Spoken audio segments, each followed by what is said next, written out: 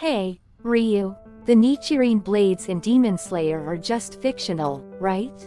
Sure, they're fictional, but did you know there's actually a legendary Japanese sword in real life? Called, the blade that slayed demons. What? Seriously? If there's such an exciting story, tell me right now. You bet. Today, I'll explain everything about Nichirin Blades, and the legends surrounding real-life Japanese swords. First off, what are Nichirin Blades like in Demon Slayer?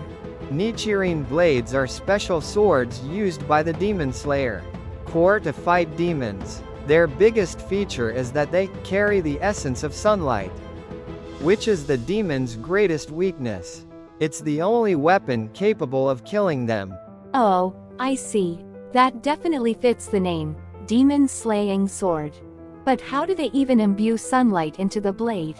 That's the amazing part. Nichirin blades are made from unique materials, called scarlet crimson iron sand, and scarlet ore. These materials absorb sunlight and channel its power into the blade. That sounds like pure fantasy. But it also feels like it has a logical foundation. And their design is modeled after traditional Japanese swords, with their curved blades and elegant shapes.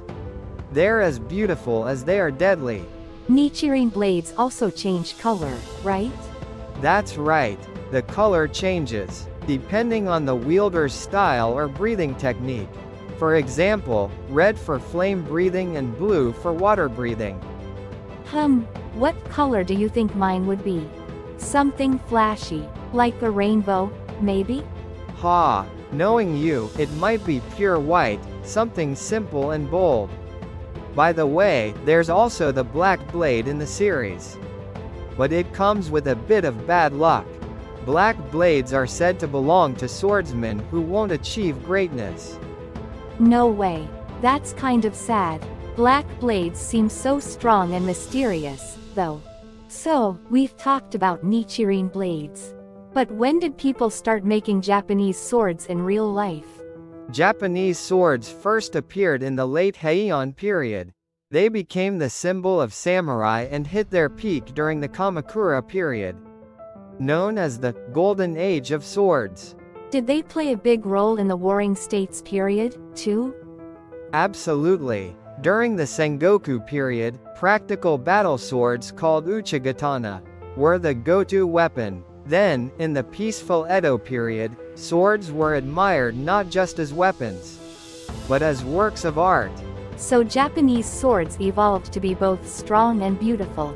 Now, what about that demon slaying sword you mentioned earlier?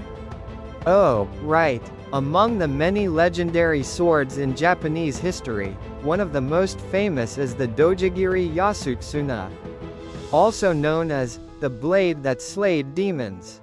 Dojigiri Yasutsuna? That name gives me chills. What's its story? This blade was forged in the Heian period by a master swordsmith named Yasutsuna from Hoki province. It's famous for being the sword Minamoto no Yorimitsu used to defeat the legendary demon Shutendoji. Shutendoji? Isn't he supposed to be the strongest demon in Japanese folklore? Like Muzan from Demon Slayer. Exactly. According to legend, Yasutsuna presented this Japanese sword to the Seiitai shogun, great general subduing the barbarians. Sakano Ueno Tamuramaro. Tamuramaro then received a divine revelation from the sun goddess Amaterasu, and offered the sword to the Ise Grand Shrine. Later, Minamoto no Yorimitsu visited the Ise Grand Shrine to pray, and was granted the sword by Amaterasu herself. With this blade in hand, Yorimitsu, along with his trusted allies, set out for Mount Oua and used the Dojigiri to sever the head of Shutendoji, the legendary demon. The Dojigiri Yasutsuna is highly regarded in Japanese history. It's recorded in the Kyouvou Meibutsucho, the record of celebrated masterpieces, as being of supreme quality, the pinnacle of excellence. Furthermore, during the Edo period, it was celebrated as one of the two greatest Japanese swords in the country. known as the East-West twin wonders of Japanese swords. So, that means its sharpness was unmatched?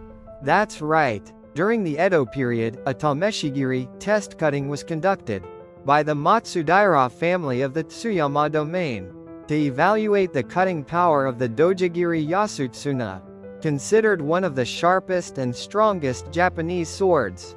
The tester, Machiracho Dayuo, swung the Dojigiri Yasutsuna at a stack of corpses, and the blade reportedly cut through 6 bodies in a single stroke, even slicing through the pedestal beneath them. Shuten Doji wouldn't know what hit him if struck by a sword like that. Exactly. The Dojigiri Yasutsuna is like a real-life Nichirin blade that has survived into the modern day.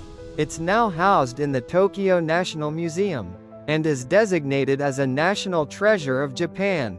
That's amazing. It's so cool that not only in anime, but even in real history, there are swords with such thrilling stories behind them. I'll keep sharing more trivia about Japan with you. If you enjoyed this video, don't forget to like and subscribe. See you next time. Catch you later.